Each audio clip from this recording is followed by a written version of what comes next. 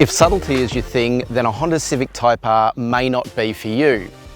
While the 2021 Honda Civic doesn't look too different from the model before it, Honda has been hard at work making engineering changes to go with a few small visual tweaks. The claim is a car that's better on the road and the track. The ultimate hot hatch, livable from Monday to Friday and stacks of fun on the weekend. So to put that latter claim to the test, we're at Phillip Island to see if the changes to steering, brakes and suspension hold up on the track. Before we hit the track, what's new? At a glance, you might not pick it, but the front end has been redesigned. There's new blanking panels at each end, which bring the Type R into line with the regular Civic hatch range that was updated earlier this year. The grille aperture has been made 13% larger. It's hard to spot at first, but the giveaway is the removal of the mail slot above the grille. The extra airflow means peak coolant temp drops by around 10 degrees, better accommodating sustained hard work out on the track. While it might look a little counterintuitive, the old cross-drilled rotors have been swapped for lighter two-piece brake rotors that not only save 2.3 kilos of unsprung weight, but are also quieter for day-to-day use. There's a new pad material and the brake pedal itself has a 15mm shorter stroke. Honda has tweaked the adaptive damper system control software with 20 adjustments per second compared to 2 previously. Bushings and kinematics have moved to a firmer, more stable construction, but ride comfort is improved thanks to the new control firmware. The interior is still incredibly red, but now there's a new Alcantara wrapped steering wheel. The previous billiard ball shaped gear lever has been swapped for a more ergonomic teardrop shape with an internal counterweight to maintain shift feel.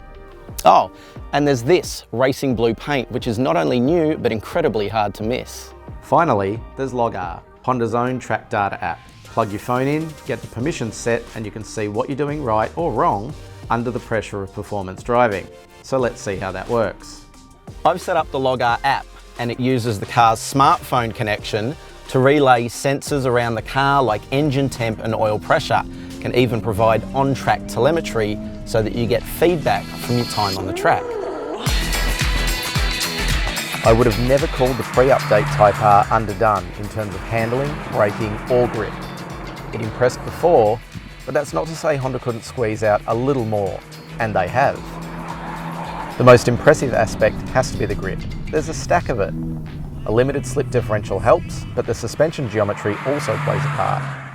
Between relentless front axle traction and a well-weighted but super direct steering system, the Type R channels some serious race car energy. It is still very much a road car, but many times it behaves like something much more dedicated. The turbo engine has a frenetic urgency to it, but also demands you keep revs up. It's not all boost all the time, and maintains a hint of old-fashioned depth and character. There's a gear for every occasion, it seems.